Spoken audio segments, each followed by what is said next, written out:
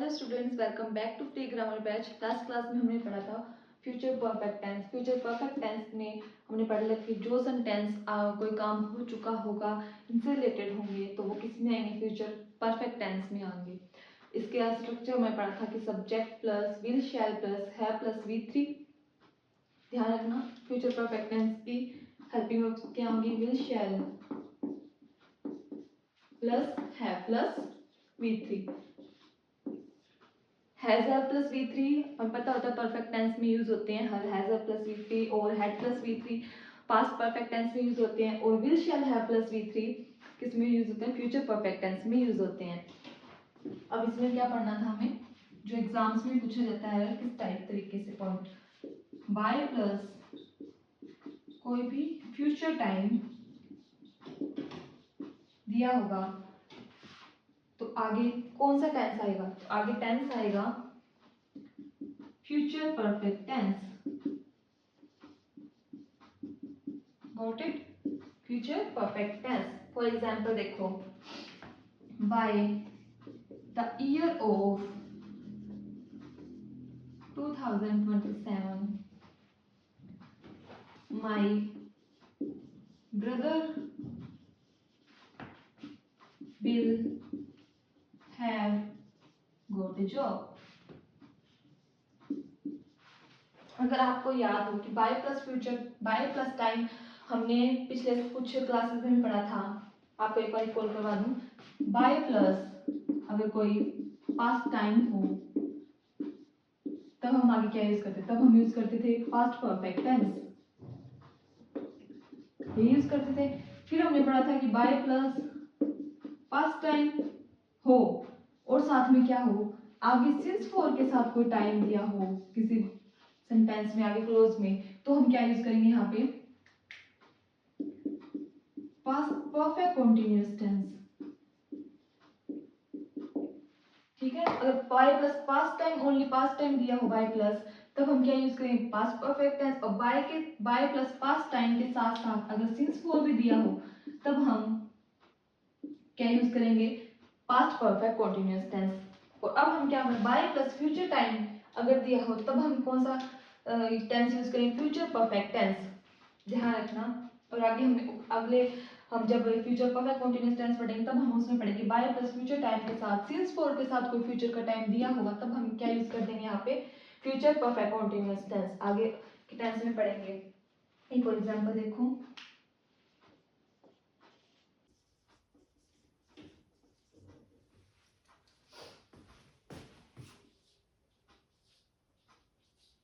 अब देखो next sentence, by the end of this month.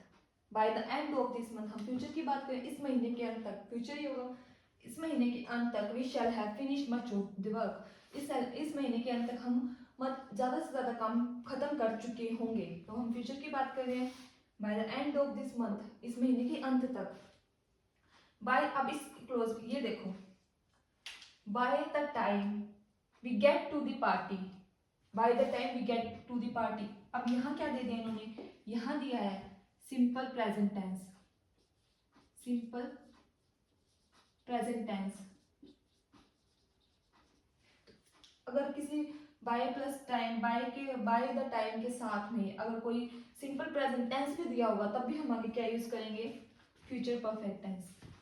ध्यान रखना, यहाँ पे लिख लो फ्यूचर टाइम के साथ साथ क्या दे दे? यहाँ पे फ्यूचर टाइम के साथ दे दे simple tense. Present simple tense का एग्जांपल भी है, by the time we get to the party everyone will have gone. जब तक हम पार्टी में पहुंचेंगे तब तक सभी लोग जा चुके होंगे। तो पहले क्या क्लोज है? पहले सिंपल प्रेजेंट। एक मैं आपको आगे बात भी लिखाती हूँ, जैसे देखो, नाउ हम अभी कोई बात बोल रहे हैं और कोई बात फ्यूचर की बोल रहे हैं, और फिर हम उससे भी आगे की फ्यूचर की कोई बात बोल रहे हैं, फ्यूचर के भी फ्यूचर की बात बोल रहे हैं।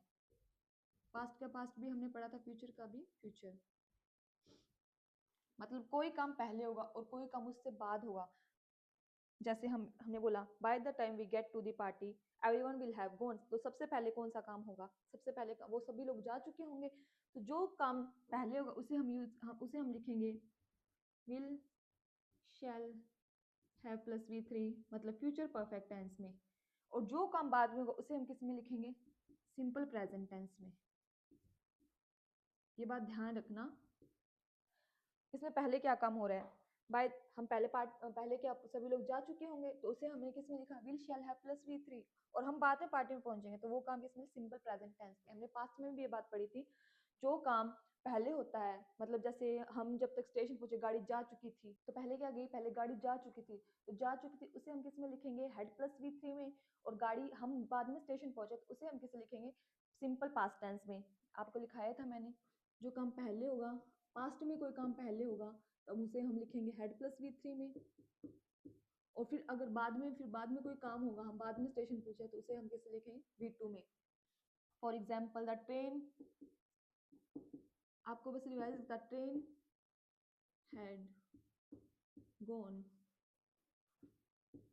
Before we reach the station, reach the station, देख लेना, वी रीच द स्टेशन, पहले ट्रेन गई तो उसे हम लिखना हेड प्लस V3 में, बाद में पहुंचे तो उसे हम लिखेंगे V2 में। ऐसे फ्यूचर का सीन है, अगर हम फ्यूचर में पहले कोई काम होगा तो उसे हम लिखेंगे will shall have plus V3 में, और बाद में कोई काम होगा तो उसे हम लिखेंगे सिंपल प्रेजेंट में। एक और एग्जांपल लिखाती हूँ आपको मैं, अब देखो पॉइंट डाल के लिखना, फिर पहले का कोई काम होगा, किसी सेंटेंस में दो काम हो रहे हो फ्यूचर में, जैसे जब तक मैं वहां पहुंचूंगा तब तक वो जा चुके होंगे, तो ऐसा अगर कोई सेंटेंस होगा तो जिसमें जो पहले का काम होगा उसे हम लिखेंगे फ्यूचर परफेक्ट टेंस में, और जो बाद का काम होगा उसे हम लिखेंगे सिंपल प्रेजेंट टेंस में। अब एग्जाम्पल देखो, I will have done my work, तो यहाँ क्या यूज है, future perfect tense. Before I leave for school, मैं अपना काम खत्म कर चुका होऊंगा बिफोर स्कूल जाने से पहले, तो पहले क्या काम हो रहा है, काम खत्म करना, तो इसे हम लिखेंगे फ्यूचर परफेक्ट टेंस में, और बाद का जो काम होगा उसे हम लिखेंगे सिंपल प्रेजेंट टेंस में। अब नेक्स्ट देखो, she will have prepared meal before the guest arrive, तो पहले क्या करेंगे, पहले वो खाना बनाएंगी फिर गेस्ट आएंगे, तो पहले का काम किस में लिखेंगे, will shall have plus V3 में, और बाद का काम सिंपल प्रेजेंट टेंस में। ऐसे ही मैंने आपको एक बताया था, जब मैंने आपको बताया था प्रेजेंट परफेक्ट टेंस करते टाइम बताया था, ऐसे ही मैंने बाद का और पहले का काम मैंने पास्ट परफेक्ट टेंस में भी बताया, और ऐसे ही बाद का और पहले का काम मैंने फ्यूचर परफेक्ट टेंस में बताया। तीनों को मैं पहले आपको मैं फ्यूचर परफेक्ट कंटिन्यूअस करवा दूं, फिर आपको तीनों को मैं अलग से बताऊंगी कि तीनों में क्या क्या डिफरेंस है। टेंस है हमारे पढ़ने को, फ्यूचर,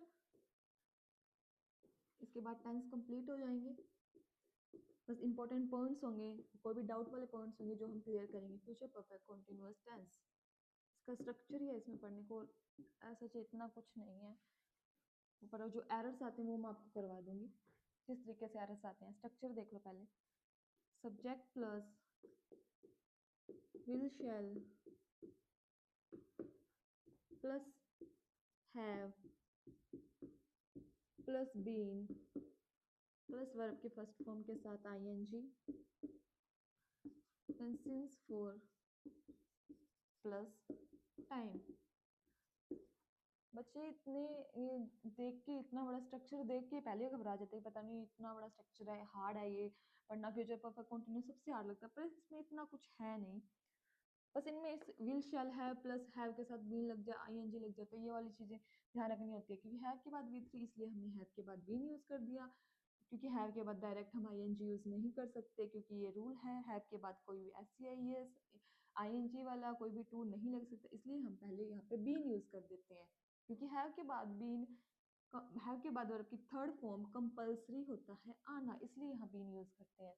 और विल शैल के बाद डायरेक्ट कुछ नहीं लिख सकते, जैसे ना ही ING लिख सकते, ना ही कोई थर्ड फॉर्म लिख सकते, इसलिए पहले हम यहाँ हैव यूज करते हैं। स्ट्रक्चर अच्छे से समझा करो कि यहाँ क्यों ऐसा यूज किया है, क्यों ऐसा यूज किया गया है, फिर अपने आप समझ आने लग जाएंगे। फिर सब्जेक्ट प्लस नेगेटिव में, ये अफर्मेटिव का, ये नेगेटिव का, subject plus will shall plus not plus have plus been plus verb के फर्स्ट फॉर्म के साथ ING। आप ना खुद अपने यहाँ से हाथों से लिख लिख के अपने आप लिखोगे ना, सोच सोच के क्या आएगा इसके बाद क्या आएगा, तो अपने आप ही लिखा जाएगा, ये कोई हार्ड नहीं लगेगा। फिर इंटरोगेटिव में हम क्या लिख सकते हैं, पहले हेल्पिंग वर्ब पहले आ जाएगी, will shall plus subject plus have plus been, फिर वही स्ट्रक्चर प्लस वर्ब के फर्स्ट फॉर्म के साथ ING, फिर सिंस फॉर प्लस टाइम। अपने आप देखना ऐसे आंख बंद करके, और कोई 5-5 बार ये स्ट्रक्चर लिख लोगे तब भी बिगनर्स के लिए तो याद हो, बिगनर्स को अपने आप याद हो जाएगा। अब ये स्ट्रक्चर है इसमें पढ़ने को। एक एग्जांपल लिख लेते हैं। I will have been writing a letter for 2 hours।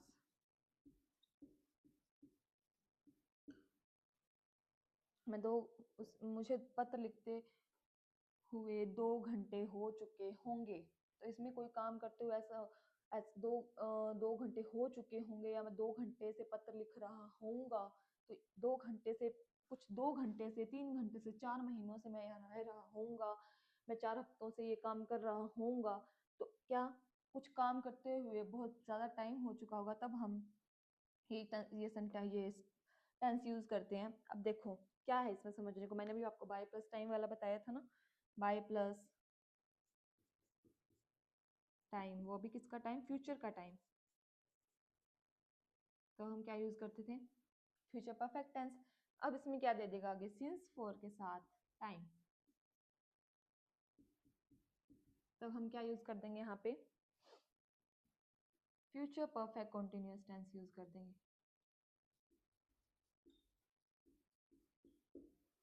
ठीक है, एग्जाम्पल लिख लो। अब एग्जाम्पल लिख लो, by next month, next month आ गया, फ्यूचर टाइम आ गया, फ्यूचर टाइम आ गया तो क्या यूज करेंगे हम, फ्यूचर परफेक्ट टेंस भी यूज कर सकते थे। अब आगे देखना यहाँ क्या यूज कर दिया इन्होंने, फॉर 2 months। सिंस फॉर के साथ अगर फ्यूचर का टाइम आ जाए तो हम क्या यूज कर देंगे यहाँ पे, फ्यूचर परफेक्ट कॉन्टिन्यूअस टेंस। अगर वहाँ पे फॉर 2 months नहीं होता, by next month we will have preparing for the exam, तो यहाँ हम will have plus V3 use करते, पर उन्होंने फॉर 2 months दे दिया, सिंस फॉर के साथ इन्होंने टाइम दिया है, तब हम क्या यूज करेंगे, will have been plus V3। तो ये है इसमें समझने को, और एक्स्ट्रा कुछ नहीं है। एक इसमें कंफ्यूजन हो सकती है, जैसे 3 years, Ram dash in my company for 3 years।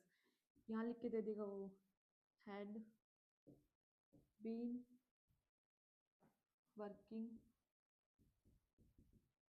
फिर लिख के दे देगा विल हैव बीन वर्किंग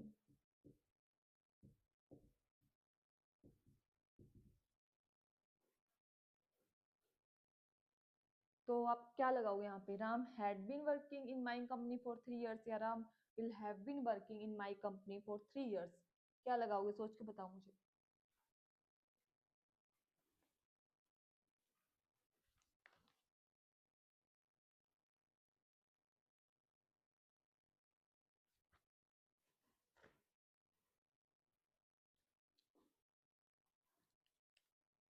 अब यहाँ पे कोई एडिशनल इंफॉर्मेशन नहीं है कि वो कब से पास्ट की बात हो रही है या फ्यूचर की बात हो रही है, कोई भी एडिशनल इंफॉर्मेशन नहीं है, तो ये दोनों सही होंगे। और अगर वो ऐसे इसके राम के पहले ऐसे लिख देता, in 2027 Ram will have been working in my company for 3 years। 2027 में राम को मेरी कंपनी में काम करते हुए कितने साल हो चुके होंगे, 3 साल। तो यहाँ हम क्या लिखेंगे, विल हैव बीन वर्किंग। तो यहाँ ये सही होगा, हम यहाँ ये नहीं लिख सकते हैड बीन वर्किंग, क्योंकि हम फ्यूचर की बात कर रहे हैं। तो यहाँ क्या यूज करेंगे, विल हैव बीन वर्किंग। बस इसमें यही है समझने को। अब मैं आपको कुछ पॉइंट्स लिखवा देती हूँ। अब देखो ये 3 सेंटेंसेस के थ्रू आपकी कंफ्यूजन क्लियर हो जाएगी। हमने 3 बार पढ़ा था कि कोई काम पहले हो बाद में हो, कोई काम पहले हो बाद में, हम क्या क्या यूज करना है। पहले सेंटेंस पढ़ो, आई shall visit zoo after I have visited museum. मैंने आपको पहले पहले ये स्ट्रक्चर पढ़ाया था कि मैं पहले, मतलब क्या निकलता है इसका, आई shall visit zoo after I have visited museum. मतलब क्या इसका, मैं म्यूजियम विजिट करने के बाद जू घूमूंगा या जू जाऊंगा। तो पहले क्या काम हो रहा है, पहले क्या काम हो रहा है, पहले मैं म्यूजियम घूमूंगा। तो इसका स्ट्रक्चर क्या होगा, प्रेजेंट परफेक्ट टेंस, मतलब हैव प्लस V3 हो, एक क्लोज में, और कोई काम पहले या बाद में होने का स्ट्रक्चर हो, तो दूसरे क्लोज में हमें क्या यूज करना है, दूसरे क्लोज में हम यूज करेंगे फ्यूचर सिंपल टेंस, मतलब क्या यूज करना है, विल शैल के साथ वर्ब की फर्स्ट फॉर्म। ध्यान रखना कब यूज करना है, जब हमें कोई काम पहले या बाद का दिया हो। इसमें ये स्ट्रक्चर है कि पहले मैं क्या करूँगा, पहले मैं विजिट करूँगा म्यूजियम, बाद में मैं क्या विजिट करूँगा, जू। पहले और बाद का स्ट्रक्चर है, तो पहले वाला काम किस में होगा, पहले मैं विजिट म्यूजियम करूँगा, ये पहले का काम होगा, और ये होगा बाद का। पहले बाद का पता नहीं, पर एग्जाम में हमें ये दे देता है, जैसे वो लिख देता है कि after I have visited museum I shall visited zoo, I shall have visited जू, या कुछ भी लिख के दे देगा, पर हमें ध्यान रखना है यहाँ क्या ये फ्यूचर सिंपल टेंस। या वो ऐसे लिख के दे देता है, देखो वो लिख देगा कि I shall visit zoo after I shall visit museum, ये लिख के दे देगा वो। ऐसे एग्जाम में एरर आएगा, वो बोलेगा इसमें एरर देखो, I shall visit zoo after I shall visit museum. सही लग रहा है, पहले मैं विजिट जू करूंगा, जू को विजिट करूंगा, फिर मैं म्यूजियम को विजिट करूंगा, सही लग रहा है, दोनों फ्यूचर के हैं। पर नहीं, अगर यहाँ फ्यूचर सिंपल टेंस होगा तो यहाँ क्या आएगा, सिंपल परफेक्ट टेंस आएगा, तो ये गलत हो जाएगा हमारा, ये स्ट्रक्चर ध्यान रखना। अब नेक्स्ट देखो, आई विजिटेड जू after I have visited museum. I visit जू, मैंने ये पास्ट में आ गया, विजिटेड जू वर्ब की सेकंड फॉर्म आ गई, मैंने जू विजिट किया, पहले क्या काम किया, आई हैड विजिटेड म्यूजियम, मैंने पहले म्यूजियम विजिट किया, फिर मैंने क्या किया, फिर मैंने जू विजिट किया, तो दोनों पास्ट की बात हो रही है। पर पहले क्या काम हो रहा है, पहले हेड प्लस, पहले का काम किस में लिखेंगे, हेड प्लस V3 में, और फिर इससे जो बाद में काम हो उसे हम लिखेंगे वर्ब की सेकंड फॉर्म में, मतलब किस में लिखेंगे, सिंपल पास्ट टेंस में। सिंपल पास्ट क्या है, किस में लिखेंगे, पास्ट परफेक्ट में।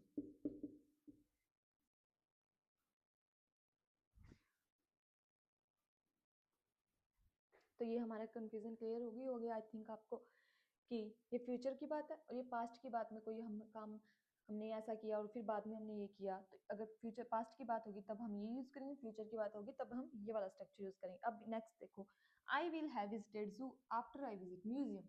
अब ये क्या है, मैं पहले म्यूजियम विजिट करूंगा, फिर मैं जू विजिट करूंगा, ये भी फ्यूचर की बात है, इन दोनों का सेंस सेम, बिल्कुल सेम है, बस इन दोनों का स्ट्रक्चर थोड़ा अलग है।